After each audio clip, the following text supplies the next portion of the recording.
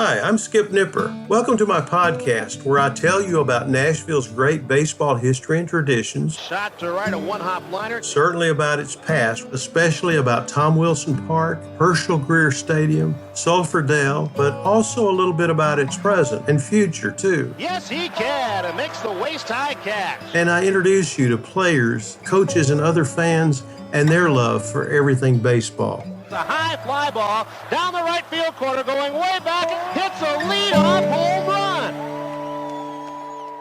As Black History Month comes to an end, February, I want to tell you about a special player with special talent, Ray Dandridge. Never had the chance to play in the American or National Leagues, but the record shows he was clearly one of the greatest third basemen of all time. And he had a brief connection in time to Nashville. Dandridge was born in Richmond, Virginia on August the 31st, 1913, and was signed off of a Buffalo, New York sandlot in 1933 by the Detroit Stars of what kind of was the Negro National League. He was only 19 years old. Now, Seamheads.com, the premier database for Negro League statistics, in my opinion, and a basis for Major League Baseball elevating the Negro Leagues to Major League status, qualifies Dandridge's first year as a pro in 1933 as playing for the Detroit Stars / Indianapolis ABCs, and so does BaseballReference.com. If you want to see statistics, go to Seamheads, SeamHeads.com, or Baseball-Reference.com. Great sources for statistics for Major League players and minor league players as well. Now, when it says Detroit Stars / Indianapolis ABCs, is that a discrepancy? Well, no, it's not. It was often recorded that teams were barnstorming teams, even though history says that the Detroit Stars played in the Negro National League. Playing outside of league play when there was no league to play in, they became barnstorming teams. And there were some discrepancies along the way, as you might expect. Because after the Depression, leagues folded, went in and out of business, so did teams. And the teams that remained kept relevant by continuing to play in ballparks wherever they could schedule games. If the Detroit Stars could get a game in Indianapolis, they certainly did, and changing names was not unusual. But also in 1933, Dandridge is shown as having played 2 games at shortstop for the Negro League Nashville Elite Giants. And when I checked on some of the newspaper clippings in newspapers.com, that's another great source for you if you want to go back and look at old clippings of newspaper articles. Well, Dandridge is shown as having played 2 games at shortstop for the Negro League Nashville Elite Giants. There were 3 games played between the Elites and the visiting Stars, 2 on July the 4th in a doubleheader, and 1 the next day, and Dandridge was the shortstop for the Stars. However, at some point, he was loaned to the Elites for 2 games, and then returned to Detroit as the ball club was breaking up due to financial difficulties. And after the season, he failed to report to Detroit, and he went to Newark. And the record shows that in 4 plate appearances for Nashville, he was walked once and hit by a pitch, and gave him 2 at-bats with no hits.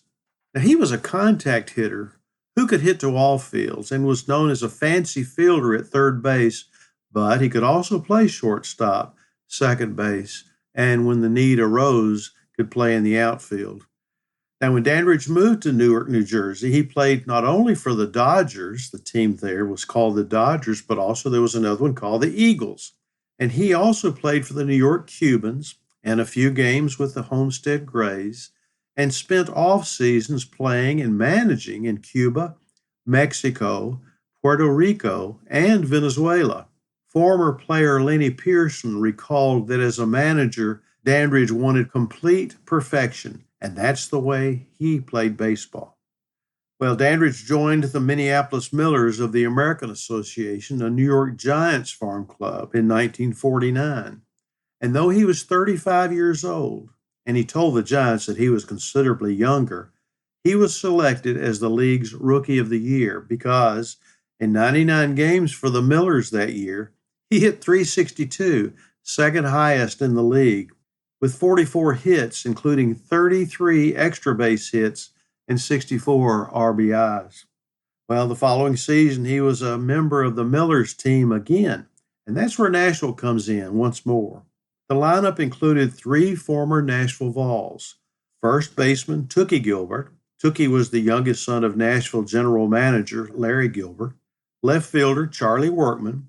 And right fielder, Bert Haas. And the Millers came to Nashville to play a 3-game exhibition series at Sulphurdale against the Vols, beginning on Sunday, April the 9th.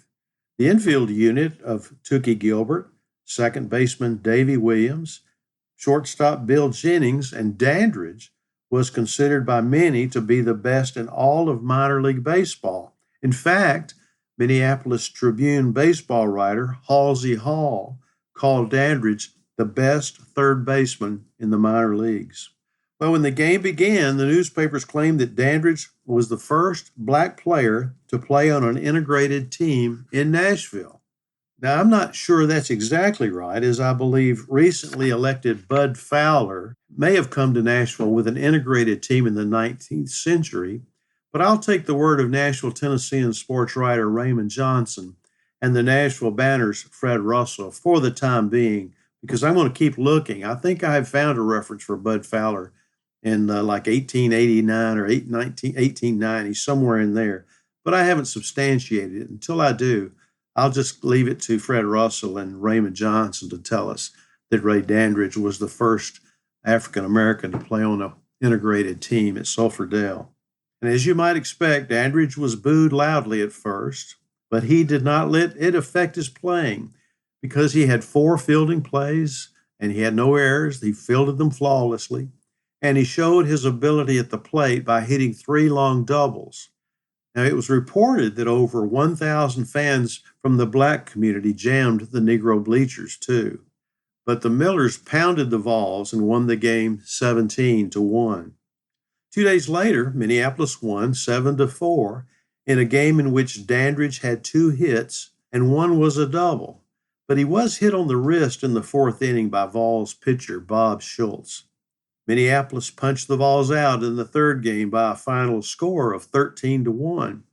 And Dandridge had 2 more hits, and if you can believe it, 1 was a double. That gave him 5 doubles in the 3 games between the Millers and the Nashville Vols. The Millers would roar to the American Association pennant with a 90-64 record. Dandridge would be named League Most Valuable Player, hitting .311 with 195 hits, 80 RBIs, and 106 runs scored. Now, such numbers presumably would have earned a player a promotion to the Giants, but his advanced age may have worked against him. You see, he was 37 years old. In 1951, the aging Dandridge briefly mentored 20-year-old teammate Willie Mays, who spent just 35 games at the highest level of the Giants organization before moving up. Dandridge and Mays sought relief from the summer heat at a cool movie theater one afternoon, and the usher came and told Mays his manager wanted him back at the hotel. The call to the big leagues had come while he was watching a movie with Ray Dandridge. Dandridge, who hit .324 that season, his 3rd straight in the high minors, was not included in the call-up. Dandridge didn't get the chance to play in the majors, said Hall of Famer Monty Irvin, but he had major league talent. He was a superstar. But major league talent at the Negro League, Mexican League, and minor league level earned Dandridge his place in baseball history because he was elected to the Baseball Hall of Fame in 1987. Dandridge passed away on February the 12th, 1994, but he had glory on the field from his early days to the day he died, and Nashville had a small part in his legacy.